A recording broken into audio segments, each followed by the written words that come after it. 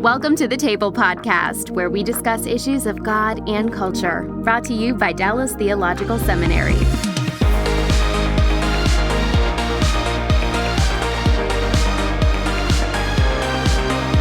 Welcome to the Table Podcast, where we discuss issues of God and culture. I'm Kasey Olander. I'm the Web Content Specialist here at the Hendrick Center at Dallas Theological Seminary. And today, I'm excited that you've joined us today for our conversation on art and beauty.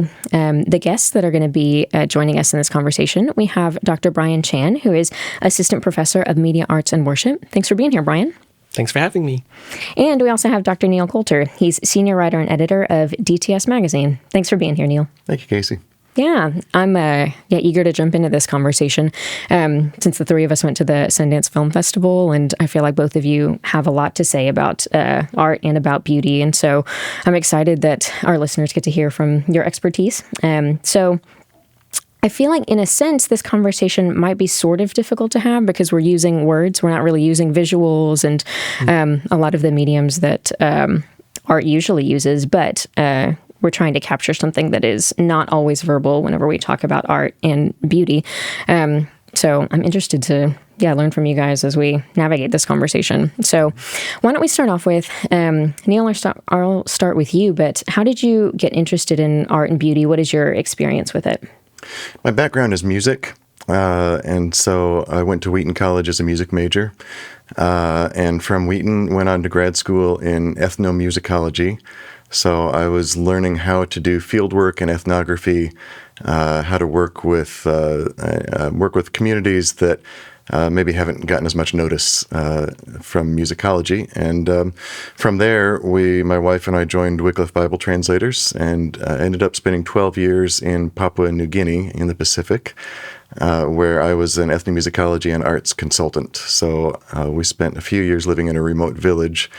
And then the remainder of the time, I went out to various locations and worked with communities and churches to create new songs using their own languages, their own musical styles and instruments. In some cases, this was the first time they had put their own artwork to use for Christian and worship purposes.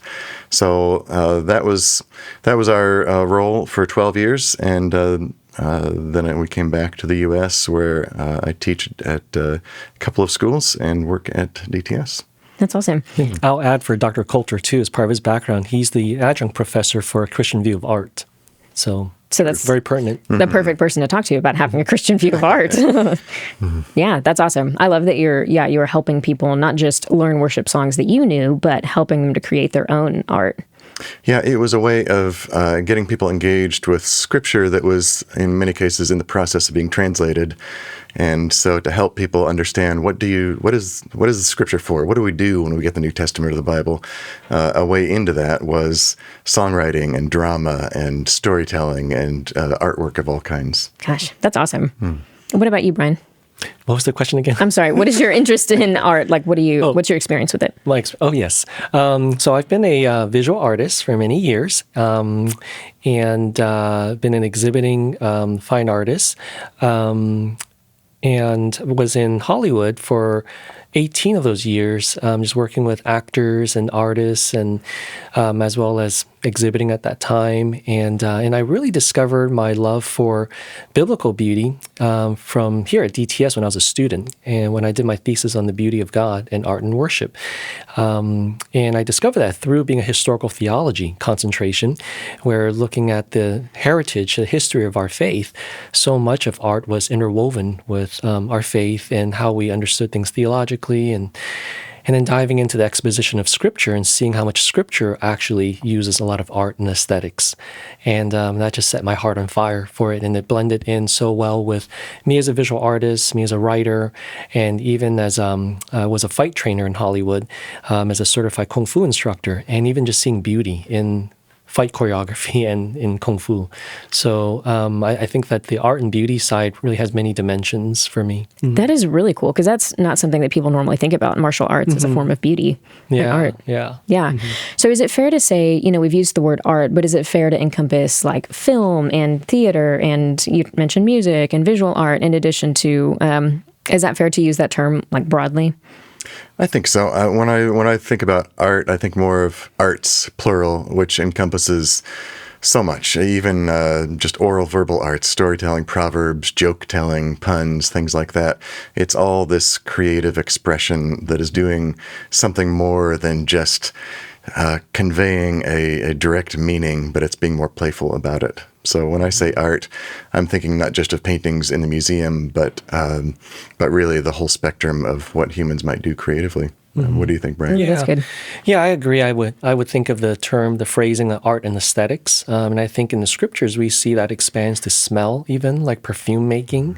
And so when it comes to the aesthetics, it's a focus on all of our sensories. How do the aesthetics, the arts appeal to all of our sensories in order to connect with our minds, our mental sensory as well, too. So, yeah, I agree with that. That is really fascinating that already this has so much more layers to it than people just think of sometimes just painting as art or something like that, but it's so much more broad than that. Yes. And I love that you brought up humor. I feel like I have to go home and think about that. Humor as art. It's funny, we actually have an episode called Taking Humor Seriously. So thank you for plugging the Table podcast. And I think, that word art, the word for us means the whole concept of all those things, either visual art or the whole spectrum of arts. And that word as a concept is actually historically not nearly as old as I think a lot of people would assume, that hundreds of years ago, people didn't necessarily have this category in their minds for art as a separate profession, as a separate thing to do. And in other cultures around the world today, art, what we would look at and say is art or artistry might be functional. It might be ritual function. It might be nothing because that category doesn't exist. And so we are in this moment culturally and historically where we say the word art and it draws in all these other connections, all these other things.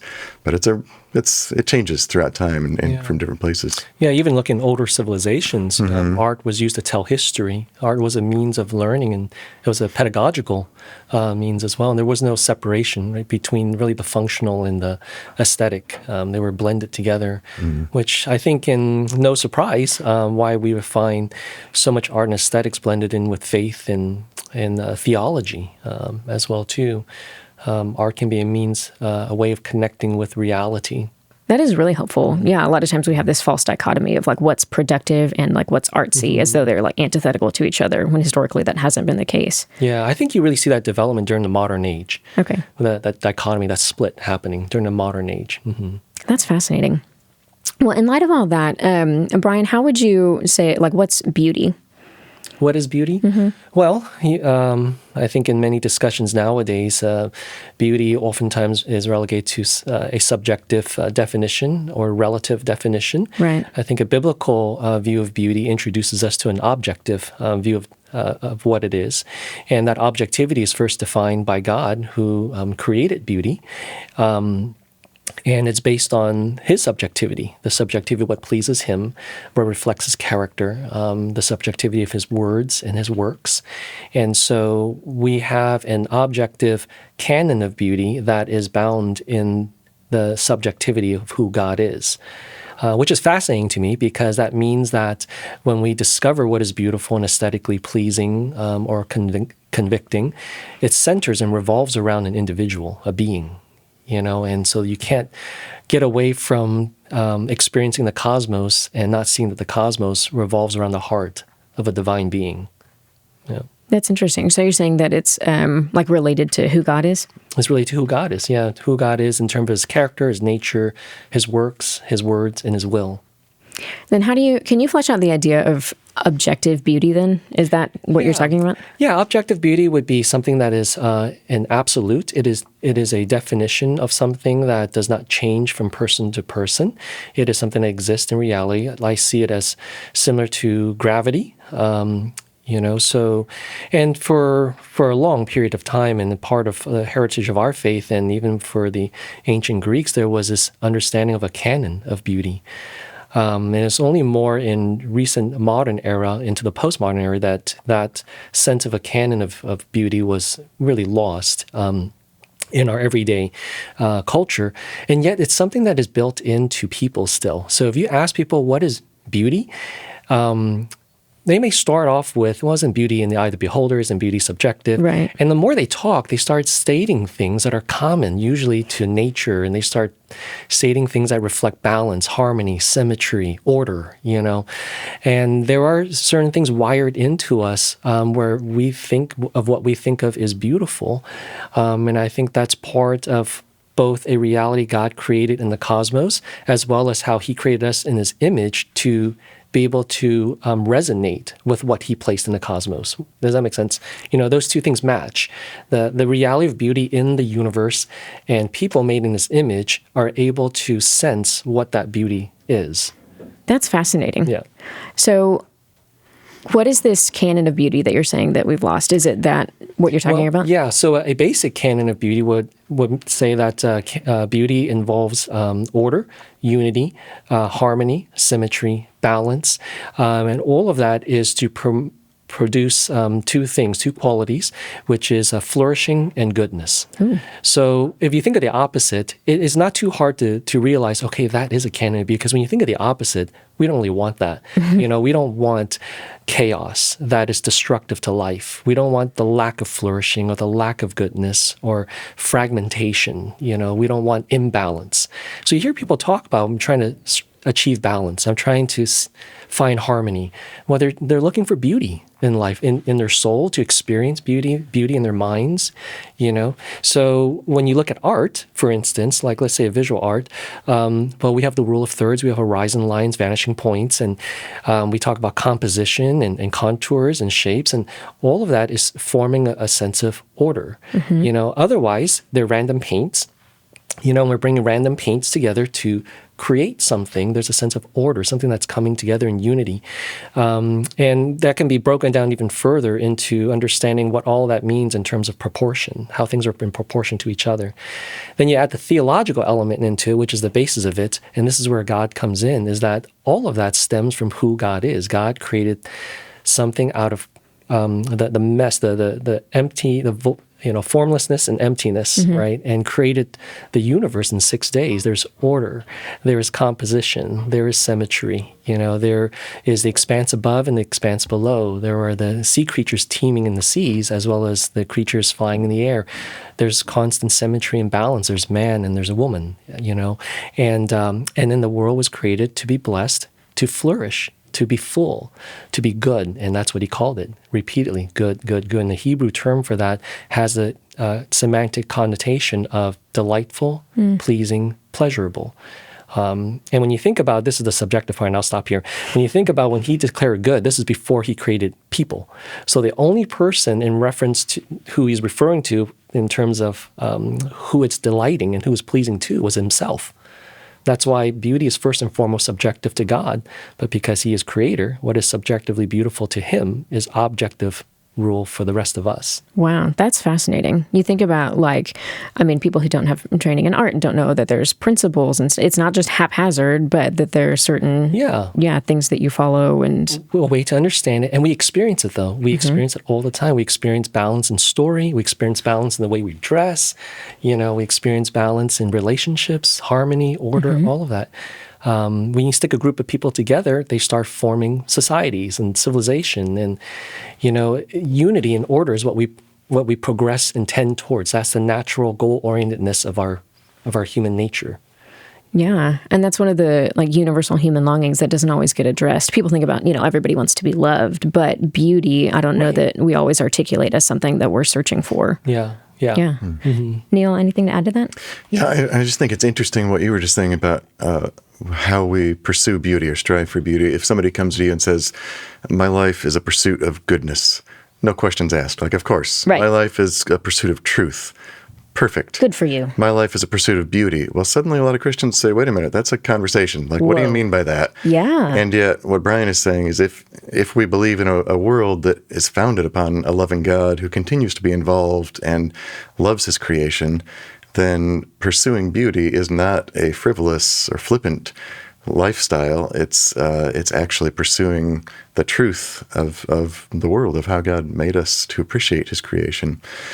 So it's just interesting. And I think there is, beauty is, it confronts us. It makes demands of us. So I think part of coming to beauty and contemplating artistry, in this case, as we're talking about, it's something that pushes us to become a different sort of person. And I think beauty can be a little risky because of how it might clash with your worldview. So having a worldview of created by God, when you see the beautiful in the world, it pushes you to be closer to God, to be a different person. Without that worldview, beauty can maybe push you away, push you to something else. So it's always a relationship, as so much of what God does and sets before us is not just for us as individuals, but it's a relationship to draw us into something more. Yeah. A couple of things there that Dr. Coulter said is so important. I'm so glad, Neil, that you pointed out the element of truth, and that's part of the classical canon of beauty is that it would have truth. And just as one example, Plato wrote in the Republic that people don't desire lies. They desire truth. And one of the basic understandings of truth is that truth leads to flourishing, which is what beauty does. And if that's the case, then when you encounter genuine beauty, it is also a discovery of what's true. It's epistemological at the same time. Wow. So there's so much value in beauty. And I love the last thing that Neil said there, which was that it pushes us to be better. I mean, I think going back to, there was something that Neil said, referring to a good and loving God. The fact that there is beauty in the world and the fact that people resonate with beauty is a testament that there's a good and loving God because it pushes us to be better. Right. It pushes us to seek for more. And we are beings who can be inspired, to have greater vision and seek for more rather than just be a blob mass and just kind of a lump, just feed me and I'm enough, But there's so much more to us, and we realize there's so much more because we do sense beauty. In the same way that objective morality, we all have a sense of right and wrong. Yes. Yeah. And that would fall in line as well, too, where, if there were vices, immoral, unethical, conduct or conditions, traits that lead to a lack of flourishing, well, classically, we would say that's not beautiful. Aristotle would say that's not beautiful, nor would the scriptures. And so there's a connection between the virtues that lead to greater flourishing in life and the fruits of the Spirit, I mean, and this idea of fruits being something very visible and aesthetically wonderful and pleasing. Like, I was just talking about an orange tree today. You don't notice a tree that's an orange tree until the oranges start coming out on it, right? And then that's when you see, wow, look at those oranges on there. Right. Yeah. I feel like y'all are highlighting some really important things. Like, we usually think of beauty as this, what a shallow pursuit if that's your life's end. But you're talking about so much more depth and richness to it in pursuing beauty, right? Yeah. So it's not beauty as this outside of ourselves standard. Like you look at a landscape or a person or a vocal timbre that you hear or a taste in a dish. It's not like you look at that and just almost outside of yourself, it's good or bad. It's a critique. But it's an invitation to more of a relationship with the world around you, with the people who created and produced these things. And I think it's a way that we, looking at artistry and thinking about beauty, it's a way that we kind of test ourselves to see, what do we really believe? What are our ideals? And every time we come into an encounter with a work of art, it's not just applying a standard to it and saying, well, this is 6 out of 10, or this is 4 stars. But it's about, how am I engaging with this? And how does my engagement with whatever this is relate to my most deeply held beliefs? And so in that way, it's this active, it's not just a static and sterile process of here's beauty, here's me, here's my opinion about it, now I move on to the next thing. But it's a really real relational, and it should draw us together as people as we engage with all of this together and just sort of figure out who we are, ask ourselves questions all the time. Yeah. How do you help people to cultivate that sort of attitude? If our default is to go from okay, I like this or I don't like this, how do you help people along this journey of engaging better with art and beauty? Oh, that's a great question. I think the first thing for me that I would advise is, when you encounter a song or a film or a painting, you spend time with it, and you don't go in thinking you know already what you're going to think about it afterwards. I think a lot of times we go into a movie or a church service even, and before we even go through the door, we pretty much know what we're going to think about it, and we go through the process so that we can verify that, yes, I was right. I did think Confirmation bias. So I think patience first and just spending time with it. We were all at Sundance Film Festival last month, and while there, we saw a lot of really interesting films, particularly the feature-length documentaries were really intriguing. And when we got to know some of the filmmakers behind those movies, we heard things like a filmmaker saying, I started making this documentary 8 years ago. Or I remember another filmmaker saying, we filmed in this location for 250 days. Yeah. And when you hear that, you suddenly realize, who am I to spend an hour and a half with this movie and say, that's not my favorite. What's next on the schedule? But I need to first of all say, this is a gift. Thank you. It doesn't matter liking or not liking right away, because this is the product of somebody's real heart-motivated, passionate enthusiasm for something. And so my first question encountering artwork is not, do I like it or do I not like it? But it's, what sort of gift is this that I'm receiving? Why was this important enough for somebody to spend years of their life doing? And then that's the conversation that starts. And so it's not a quick response of like or not like, but it's what sort of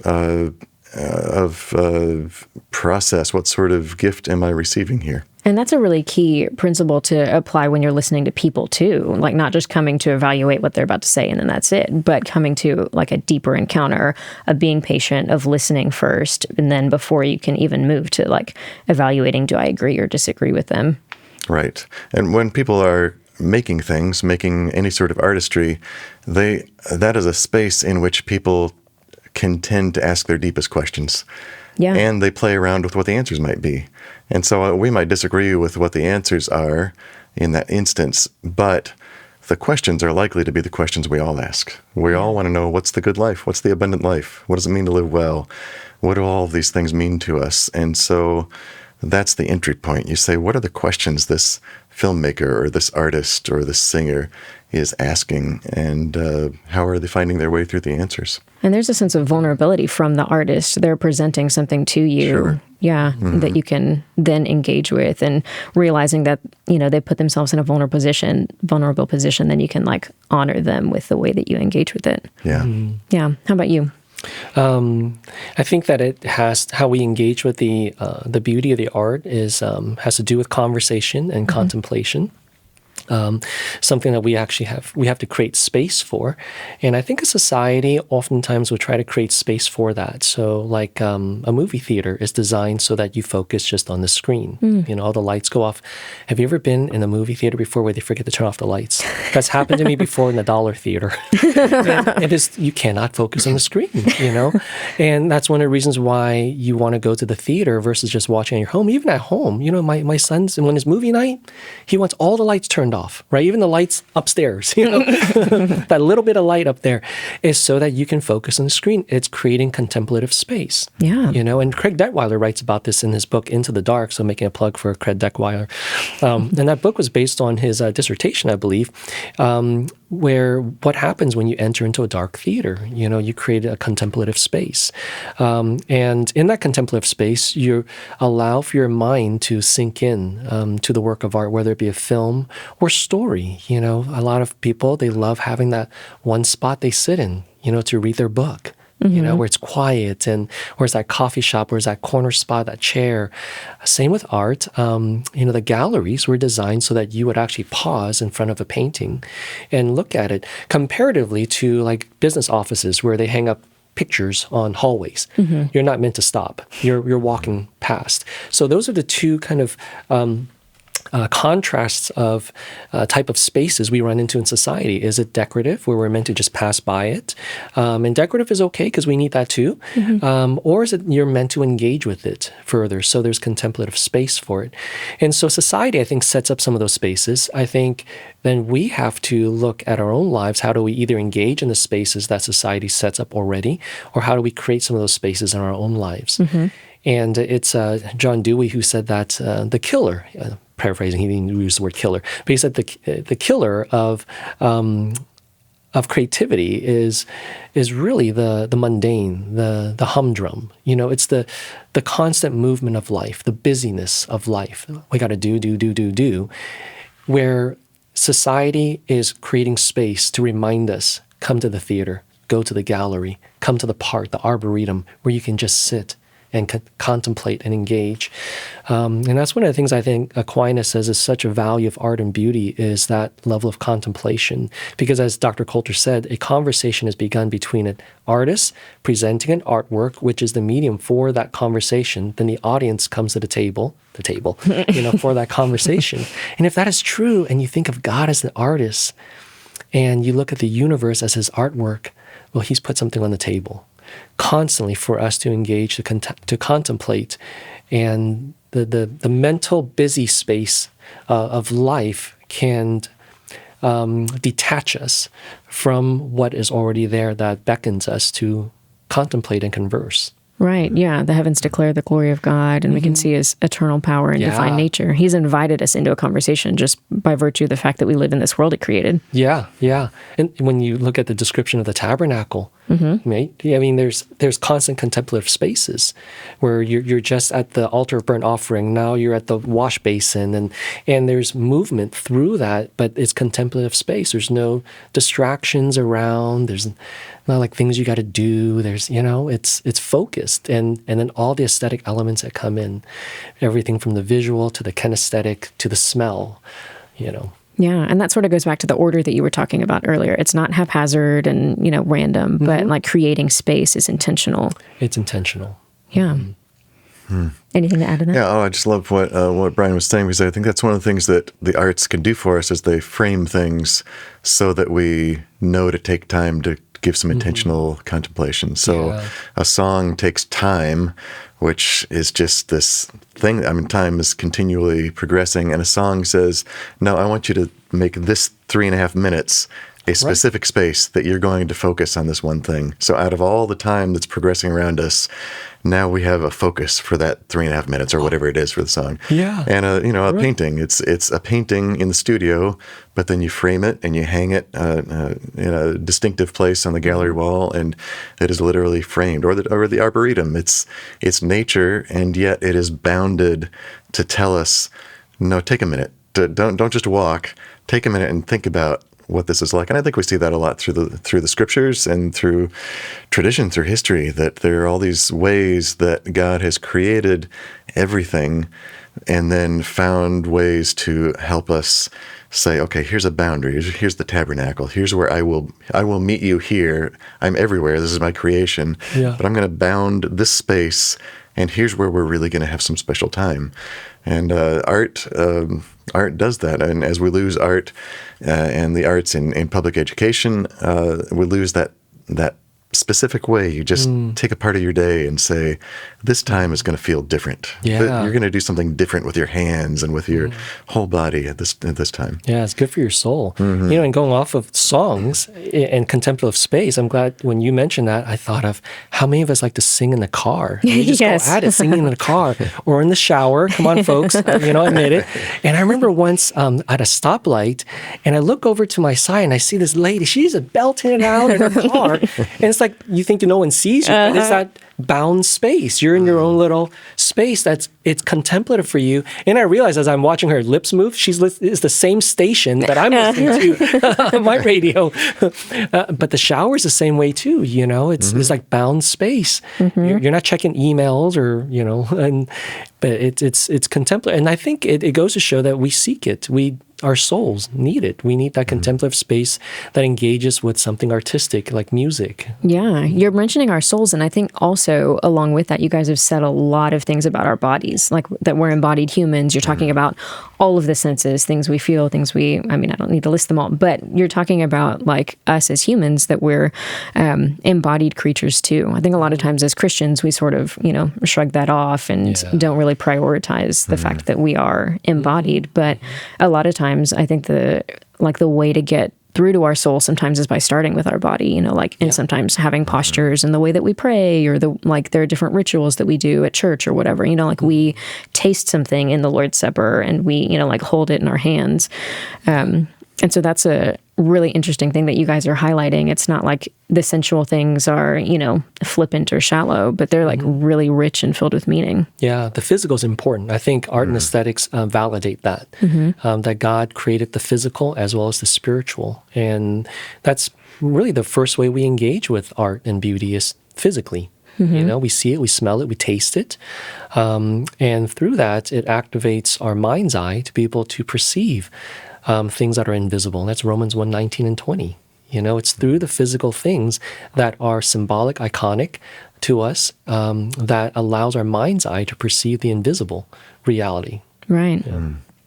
Yeah, I think that's one of the big challenges of AI is that's the question. Are we anything more than just a consciousness that happens to ride around in a body, but the body's not important. So AI would say, there are tech companies working on AI who really believe we can make the brain. We can make an AI brain, and the body was never that important. If you have a brain that's technological, it will never die. So we've overcome death, so they would say.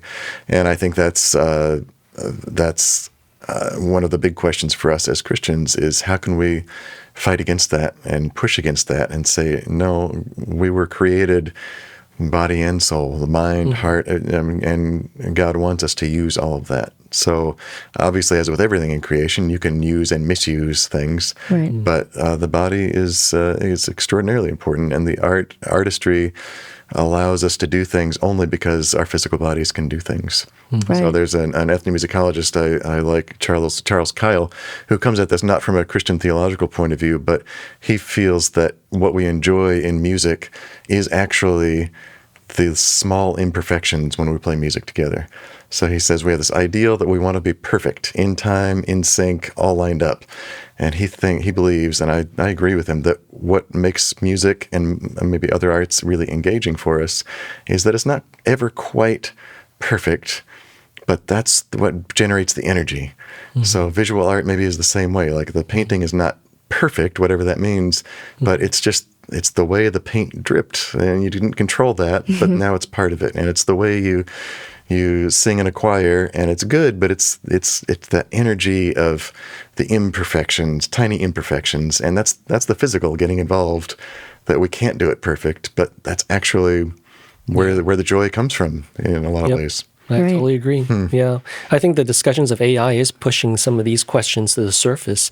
And I don't know if it's yet really being asked in terms of what does it mean to be human? So when we're considering art, beauty, and creativity, well, it's part of being human. And for us to make things, even if we make it 100 times slower than an AI generator, but it's part of being human, us interacting with the physical, us generating ideas and wrestling with how do we put this together to create an expression that comes from our souls in order to engage in conversation with others. But we also live in a culture that wants to be fast-paced. It's about final product and money and what's quickest and most efficient, where this is where pragmatism, the danger, it takes over. And there's a dehumanization that I think that we ought to be careful about. It's not just about the efficiency and the final outcome. It is about what does it mean to validate us as being human and the way we engage with each other as humans. If I create an art piece, I can either keep it in my closet, or when I show it, it's with the intention that you will see it, and I'd love to hear from you about it. You know what I mean? And it's part of the process, the conversation. What was your inspiration behind creating this? How did you make it? And in my engagement with the materials and the emotional process I went through, all the hours put into creating an art piece, that's all part of being human. Yeah. So what then is the relationship? Because you highlighted expression, and I think there's a lot of value in self-expression. And then also you talked about like art being witnessed by people, like you have an exhibit, you want people to come and engage with you. So what is the relationship between those two, I guess? Is one or the other more important as you're creating art? Between relationship between people. Expression and like witnessing. So are you like, I see. I'm sure that you created some things, it's just for your self-expression and probably nobody sees it, that kind of thing. But then also there's some pieces that you want other people to witness and engage with. Well, that is a really interesting question, and there are a lot of discussions on this in theories. It's a spectrum of, do you create art to communicate something to the audience, right. So almost like for audience sake, or the other extreme of the spectrum, or do you create art purely as self-expression, without much regard for how the audience may or may not perceive it? And I think that. Having spoken with a lot of other fellow artists as well too, I mean, sometimes we go to the other side of audience sake, because, well, you need money. You need to sell it, Pragmatic. Yeah, it's very pragmatic. But, you see a lot of fine art where it's artists that create art as self-expression, and they die very poor, and it doesn't become popular until after their post-mortem. Mm-hmm. And I find for myself, I think that I create mostly out of my own contemplation of whatever it is I'm contemplating on, and self-expression. And there's a part of it where it's because I don't have to sell art as a means for livelihood. But the one thing I keep in mind is context.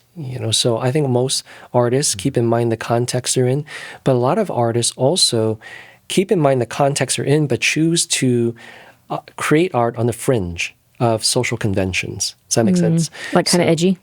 Edgy, avant-garde. Okay. Because you're trying to speak into society, but maybe you're trying to speak into it in a way that is not a popular message. Okay. It is not the mainstream of what everyone thinks and sees. But so you want your art to provoke in that way. And for myself, though, a lot of it is really just my own journey, where I'm at and how the Holy Spirit leads me and how I'm inspired in the Word. And it seems to work out pretty well that way for me operating in that way as an artist. Sure. So for you, it depends like piece to piece as to whether it's just for your own self-expression or if it's for other people to see also. Yeah. And all of my work that I create, inevitably, I think 99% of it is exhibited. Cool. There's very little that would never be exhibited, so it's all exhibited, and there's there's a theory that says when an artist exhibits a body of work, you're getting to know the worldview and the heart of that artist, and that's how I come at it. Not necessarily to sell the piece as much as here's my world. You're welcome to step into it. And especially for you as a believer, I think that that's huge. Mm-hmm. How has that been? What has your experience been with that? Like as you, as a Christian, are in these like artistic spaces, engaging with non-believers. Yeah, most of my artist friends are not Christian, and love them dearly. Very talented people, and generally, I'm perceived as my work is perceived as spiritual. And there's always a spiritual element, which they seem to love and appreciate because they see and feel the depth that's in it. And it creates conversation. And oftentimes it's not one piece that communicates. It's the body of work. It's like what Francis Schaeffer's son says. It's you get to know an artist's heart and his world or her world through the body of work, a lifetime of work. And so when they've seen enough of my pieces, exhibit after exhibit, it begins to build a story, a narrative for them about me. And like vice versa, I get to know them too through their artwork, and the conversation is very fruitful and wonderful in that way. Yeah. So, that reminds me of how we get to know God. We get to know him through his revelation, whether his word, through Christ, and through obviously the creation that he's made. Yeah. And I love it's the relationship again. So people are getting to know your heart through seeing your art over the years. But every time they come to one of your paintings, they're also processing it based, bringing all of their background to this. And so you're getting to know yourself as you look at another artist that you're getting to know. So it's all this, it's not just a person staring at a painting. It's this, all this communication and community happening. Yeah. So I enjoy that part of it. It's artists talk about authenticity of a piece, where it's genuine and it's authentic. And I think for the most part, an audience loves authenticity. They want to see, not you creating what they want to see or hear, but you creating something that's dear and true to your own soul. Which goes back to the truth that you were talking about earlier. Like nobody's seeking for lies. People really value truth and genuine connection. The authenticity, yeah. And Steve Turner says, to answer the question of how do Christians create Christian art, so to speak, it's, well, when you are walking with Jesus enough and your faith is very incarnational, you can't really separate the art from the faith.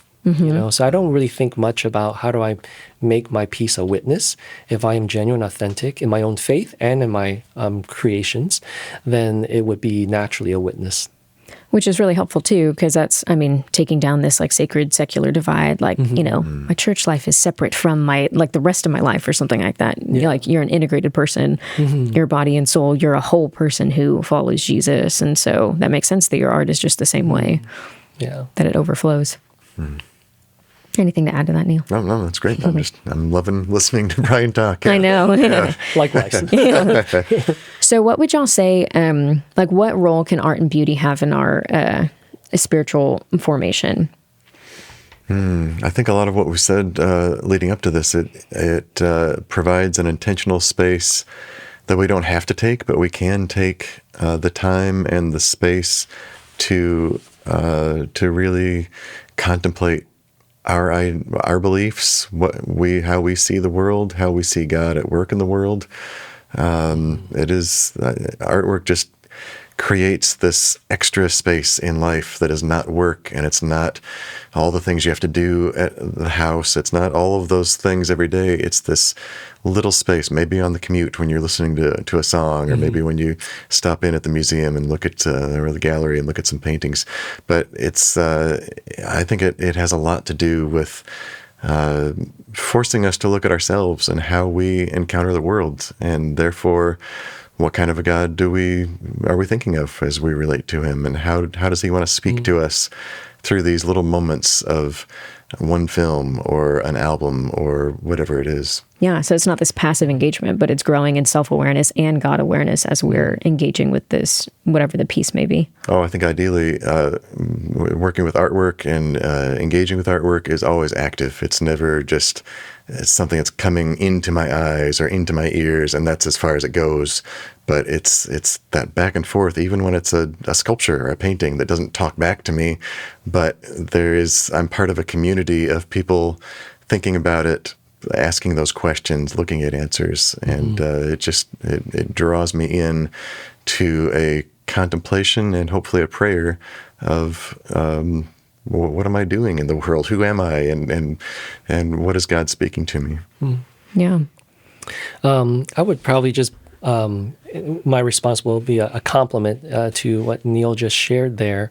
I'll probably just boil my answer to one word for each: art and beauty.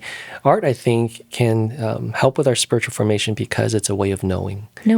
And that's one of the understandings of iconography, is it's a way of knowing, of whether it's knowing something that's invisible or awareness, as Dr. Coulter mentioned, and enlightenment. For one example, I had curated an art event in Burbank a couple of years ago, and it was to address depression.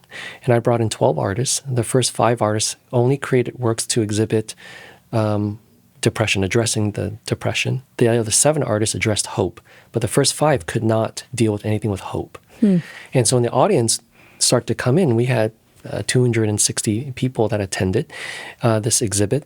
And when they came in, they would first engage the first 5 artists, and they would spend so much time standing in front of this, looking at it, contemplative space for them. And in conversation with them, they would say it put language that were not words to what it meant to be depressed, how they felt, or how they knew a loved one felt, what space, what state of mind they were in. Because I remember this one artist, she's a comic artist, so she did these graphic comic artworks, and they were just fantastic. It portrayed isolation But because it did that, it opened them up, the audience, to progress on towards what does it mean to now to receive hope. Wow. They identified first the pain, the brokenness, gave words and language for. So it's a way of knowing. For beauty, I may sum it up just to what Augustine and Jonathan Edwards writes, that if there's one effect that beauty can have upon us is to evoke in us love. And that is the greatest drive for any spiritual formation. Because what you will do for someone you love, the change that you're willing to make in your life, the restraint you're willing to, and self-control you're willing to implement in yourself, because of someone you love, the pursuits you have and the choices you make revolve around love. Jonathan Edwards says people are driven by something. It could be anger, it could be hate, it could be selfishness, jealousy, but the greatest drive ever is love. And I think that's seen in marriage. I think it's seen from a parent to a child, what we would not normally do unless we were doing it for a child or doing it for a spouse. And to think if we discovered the beauty of God, what we would do for God, the greatest spiritual formation motivation ever is the first and greatest commandment, to love your Lord your God with all your heart, soul, mind, and strength. And if we perceive God's beauty, that may be communicated to us through his works and creations, through people, even through aspects of culture, and we get glimpses of his beauty, and we're able to grasp that, how much that may inspire our hearts, woo us, convict us, to give up that sin, to stop that habit, to love your wife better, to be a better man because you love God so much, to make that sacrifice. Which is like Neil was talking about earlier, that we're like being transformed. Yeah. Yeah, into better people. Art can break your heart. It can thrill your heart. It can convict your heart. If you enter that space and say, I'm willing to take a hard look at myself and the world around me, the artist who did this for me, the community of people that are thinking about it, it's all those relationships can just really be transforming. Yeah. And as we talk about, like the fact that we're embodied humans, obviously we can't forget the incarnation, that Jesus himself, came and would have had these like tastes and smells and visuals and things that he would have experienced too. And as you're talking about like that art and beauty can build love and empathy and help us to connect with the artist, but also to connect with other people around us and transform us into better people. So Christians care about art and beauty because it helps us to like more fully realize who we are as humans, and also to connect with God in a way that is rich and meaningful and stirs our affections for him. And we're not just brains on a stick, but we're embodied souls who are able to, I think that's a quote from James K. Smith, but it wasn't me. Well, it's like Brian pointed out, when God created, where we read in Genesis, he was delightful. He was delighted. And do we go through our days sometimes in just everyday drudgery and not looking around at colors and fragrances and the way people look? And art maybe could motivate us to really just delight and be excited about the creation as God is. Right. And all of these things are evidence of God's grace to us. Everyone can enjoy this, and hopefully it draws our hearts back to him as we as we think about art and beauty more and more. So I hope that for you listening, that you've gotten a chance to think a little more deeply about art and beauty, and that you're able to reflect on it and to engage with art and beauty whenever you encounter it in your life. So Brian and Neil, thank you all so much for joining us today. Thank you. Thank you, Kasey. Yeah, it's been an excellent conversation. Really appreciate you guys and your wisdom. And I also want to thank you guys for listening too. If you haven't already done so, we ask that you, if you like our show, leave us a rating and review on your favorite podcast app. And thanks for joining us. We hope that you tune in next time when we discuss issues of God and culture. Thanks for listening to the Table Podcast. Dallas Theological Seminary. Teach truth, love well.